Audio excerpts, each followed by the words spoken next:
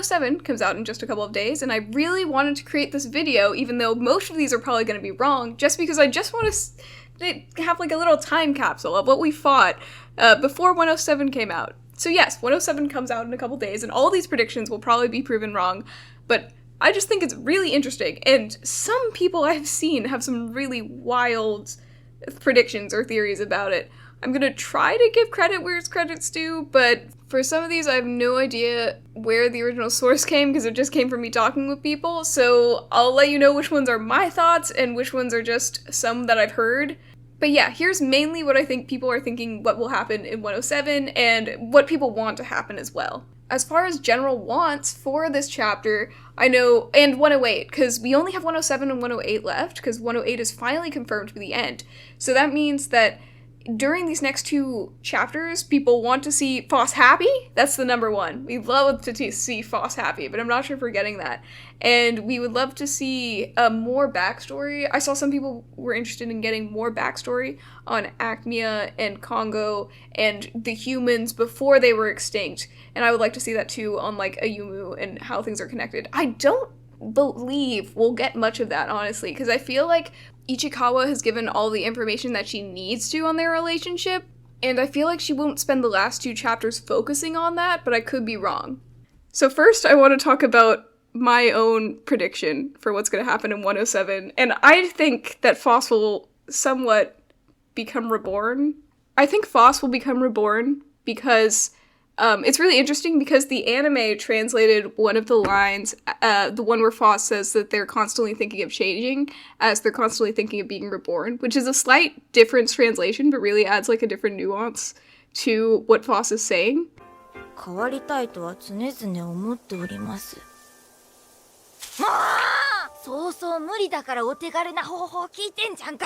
And another thing is that when Pebble is talking to Foss in 106, Pebble uses the exact words Congo uses when Foss is born during the scene where they talk to each other.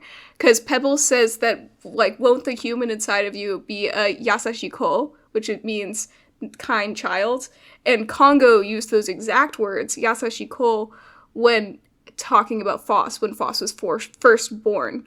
So I think that the last inclusionless piece of Foss is going to be like Foss at the beginning, but I don't know how much of their memory they'll have, or even if they'll have any memory. Will they even be able to talk? I don't know. But that's kind of like my thought. Another thing is I really hope the third parties from the art books are seen in the last couple chapters, because that would be so cool, but I don't know if that's going to happen. Because the art books are written from like a third party, like alien perspective, and it would be really interesting if Foss, not Foss. It would be really interesting if the Pebbles and Brongo meet this third party, and when I was talking to Joy from the other video, we were talking about this, and she was like, it would be really funny if they're like, oh, that's the piece of Phosphophyllite that caused all those problems, because the lore book basically bashes Foss at every turn. And so I think that would be funny a little bit, maybe, or traumatizing. But that's what I think. I think maybe they will venture out into the universe and maybe find the third parties from the art books, because that would be really, really cool.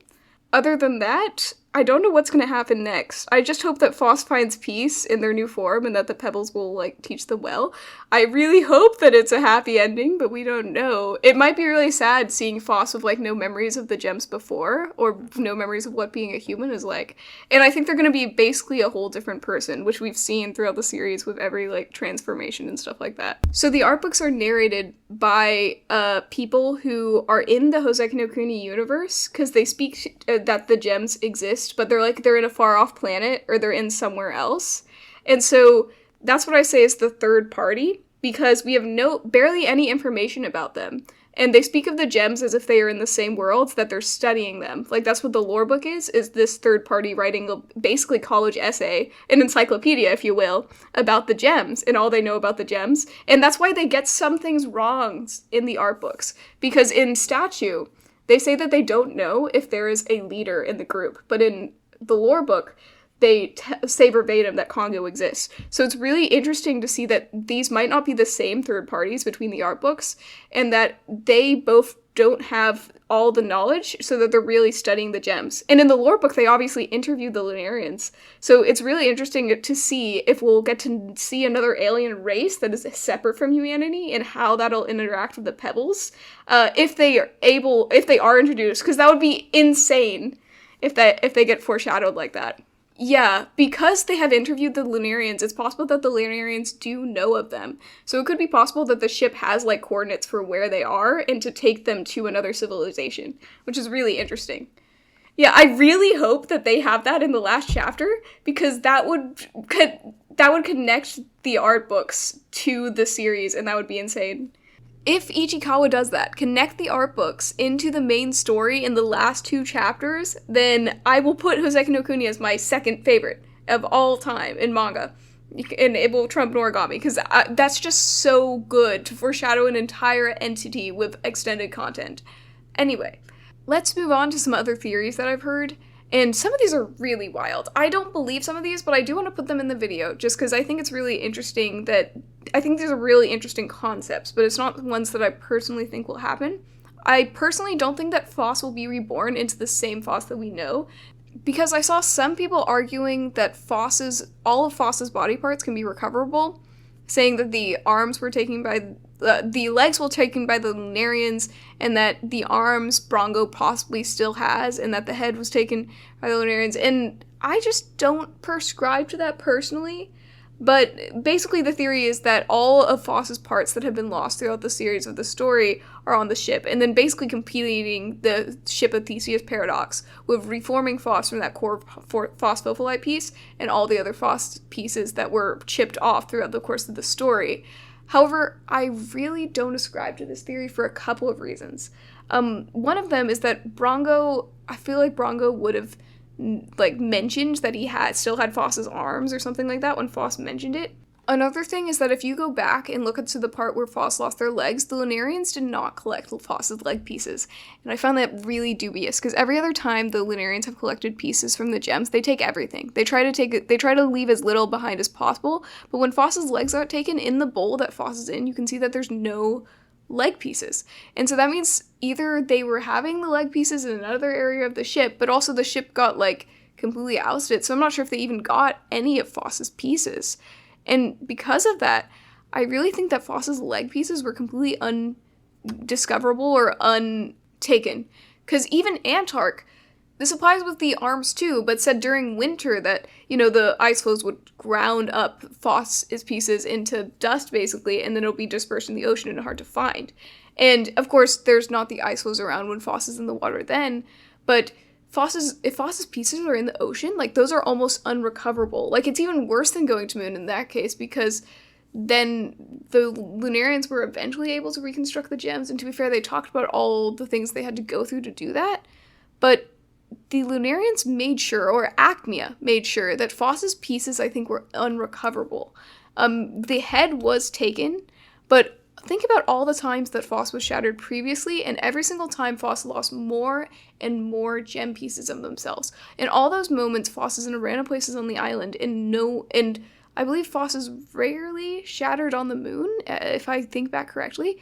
And so this tells me that most of Phos's pieces are on Earth, scattered about randomly, and because of how fragile Phosphophyllite is, those pieces are very small. And so because of that, I don't think that Phos's body is able to be recovered at all.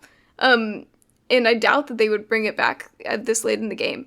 But I feel like I'm playing devil's advocate too much. But I still think it's very interesting to think that this could be a possibility. I don't think it's a possibility, but it is very interesting.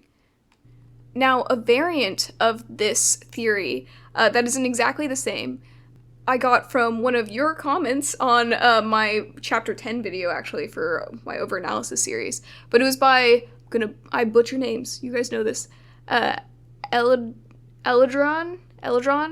I could be wrong. But the comment goes like this: sorry, this is long, I got lost in the sauce. TLDR, Phos's body can be recovered, but the missing big pieces were held by the Admiralesses, Acmea, and the ice floes. The small bits shipped off are probably what made the stones at the end sentient.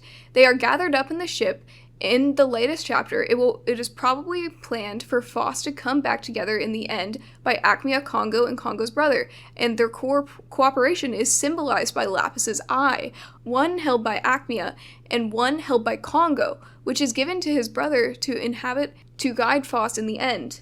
I went back to reread this chapter, and it made me read the whole series again to see how things could link.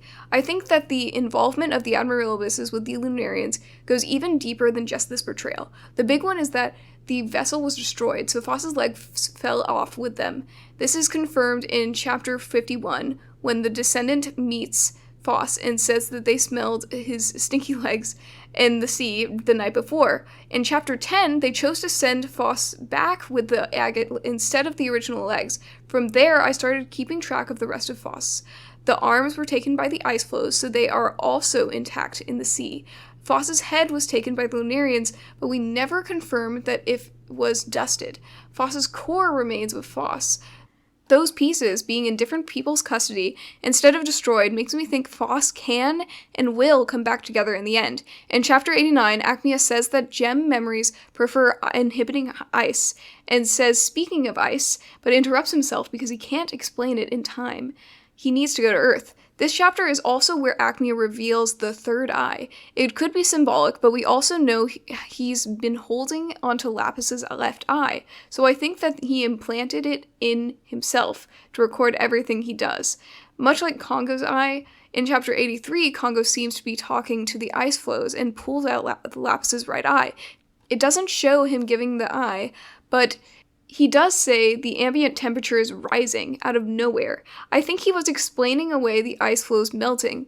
Really, the memories making up the ice started inhibiting the eye, which explains Congo's brothers appearing in eye form later on. I think here the ice floes tell Congo that Acmea's plans and convince him to give up the eye. When spring comes, Congo is shown looking at the moon repeatedly. One of the first things he does is gather parts from the cord shore with Euclid. When Euclid starts heading back, he is holding a basket full of gems. We can't make out the color in black and white, but I feel like those pieces are important. Congo looks at the moon again and says, Acmea? I think maybe Acmea broke Phos's head into pieces and put them there for Congo to find, to confirm the plan that the ice floes told him.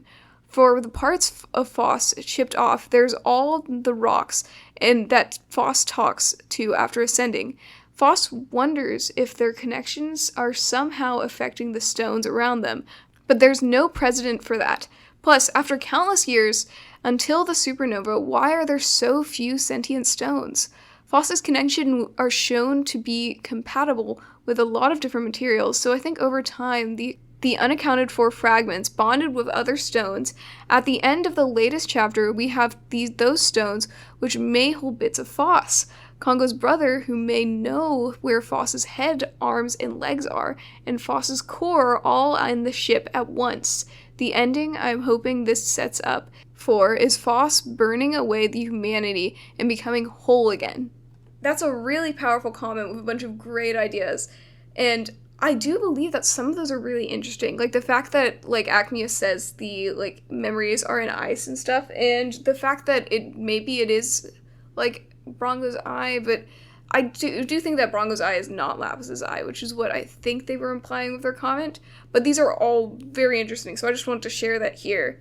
I replied to this with, thank you for your essay, love it. Those are interesting thoughts, although I don't think the majority of Phos's pieces can be recovered because they were lost in the ocean. The Lunarians didn't gather Phos's legs. Even Antark said I said before the Lunarians didn't have. What the comment was saying was that the legs did not go with the Lunarians. It went with the Amaryllibuses, but I just don't think that Ventricosus would take that and have, like, centuries of, like, Amaryllibuses, like, take care of them. But I don't know. I just think Phos's legs are lost. Even Antark said that Phos would be crushed to dust and lost if they fell in, worse than getting taken by the Lunarians. I personally don't think it makes sense for Phos to be reformed in the end, but I can see where you are coming from. It's interesting to think Brongo, the ice floes, could have told Acmea's plan to Congo. This is good stuff. Love your theory. May mention it in a video. Here it is. Now, a few things to say in support of it and a few things to say against it. one of those is that Brongo mentions that the Lunarians, like, specifically left one piece of Phosphophyllite for some reason, and I assume the reason is to go with the pebbles. I don't know if they would know about the pebbles. I don't think they would. It's just very interesting. I mean, I guess Congo would, because that's literally what a Yumu was telling him about. But the act of Brongo taking the last core piece could aid this theory in that case, because he said there should be at least one piece of Phosphophyllite left, and Brongo was like, this is the piece I'll reassemble. But I just don't think Brongo would lie or go along with a plan like that and keep it from Foss. Now, another thing I want to mention has to do with Foss being... the theory that Foss is a reincarnation of a Yumu, and I remember seeing some people say that reincarnation is heavily foreshadowed or heavily implied to be a thing just with how they're talking about what happens to the Lunarian souls after Foss prays. And Congo sort of implies with those words that they will just stay in the cycle, whatever the cycle is, and Foss is going to go beyond the cycle or break it. And the cycle is, I think, implied to be reincarnation. For a minute, I got jump scared when I was translating 106, because I thought the pebbles were starting to say the gems names, but no. I thought maybe the pebbles could be a reincarnation of the gems initially, but I don't think that now. I think they are their own entities. And even if they were the gems, they wouldn't have any memories of them, I don't think. But that kind of aids to the cycle of reincarnation, but I think that's might be strictly tied to them being human, since non-organic life supposedly doesn't have an end date, but humanity does, and then their souls will just keep being recycled, basically. Again, I don't know Buddhism that much, so that's very much like a Buddhism concept of reincarnation that I don't fully get, but I feel like it sort of implies that. Now, if that is the case, I find this kind of a stretch, but we might get further context on what happens to the souls after they've been prayed for, and, like, the reincarnation and stuff, and I'm just hoping for a little bit more clarification on that. Again, with the, basically, Acmea, Yumu, and Congo backstory, I hope Brongo might give some more details into that. I also want some more details on the ship that Brongo is steering and what exactly is happening with that. But yeah, these are really whack theories, and I tried to compile what things I'd been hearing. It's mainly Foss becoming reborn as a new entity. Will they have their memories? Will they not? I think they will be different, even if they do remember, and I feel like they're just going to be starkly different from human Foss and God Foss. The Foss that we left behind, the new Pebble version of Foss, will be starkly different, I believe, is one take. The other take is that Foss will be reformed on the ship somehow. Like I told, there are variations of it, but with the different ones, and Foss will be reborn in a physical sense by being rebuilt in a new form with their previous pieces. And again, it's just going to be the same thing of, will they be the same? Will they not? Will they have their memories? Will the pieces still have their memories? What happens if the pieces are inclusionless? Oh yeah, a thing I wanted to comment on is the language thing. Because another thing that Comment said is that these pieces are parts of Foss, but they would hopefully be the originals. And I think, in my interpretation, was Foss could speak to the Admiralibus's and the other nations because Foss got dissected by the snail. And that was the first part of Foss being tainted by another race and becoming more human, is how I think of it. I think that's why Foss is able to speak to a bunch of different races, as I said. And I think that's why the Pebbles couldn't understand Brongo, but Foss could at the beginning. I feel like that just implies that the Pebbles maybe aren't a part of Foss. But it's a very interesting thought. I really like that as, like, a way the story could go. I just don't think that Ichikawa has chosen that path, but we'll see in a couple days. Again, these are probably going to be proven wrong. I just thought these were interesting thoughts and interesting concepts, because I like looking back and looking at what people thought before the chapters were, you know. We might even see Foss act more like an infant in the next chapter because of the correlation between Congo calling them a kind child and Pebble calling them a kind child. And so that's kind of where I think the story will go next, sort of like raising a new Foss. But I don't know. This was a way more of a rambling video because I'm like, I need to get this out and it's not in the most organized fashion. Let me know in the comments some feedback if you like this or if you liked my previous video on 106 that's more scripted. Just give me some tips and pointers if you have any, or just general feedback. But also let me know what you think about these endings. Do you believe any of these endings? Do you think this will happen? Are you watching from the future and 107 is out, so you know that all of these are wrongs? Please give me your thoughts in the comments and what you thought of these, even if they are proven wrong later. What do you think of them as a way this story could have gone? Because it's just really cool. And I'd love to hear your feedback in the comments. And thank you so much for watching. I really appreciate it.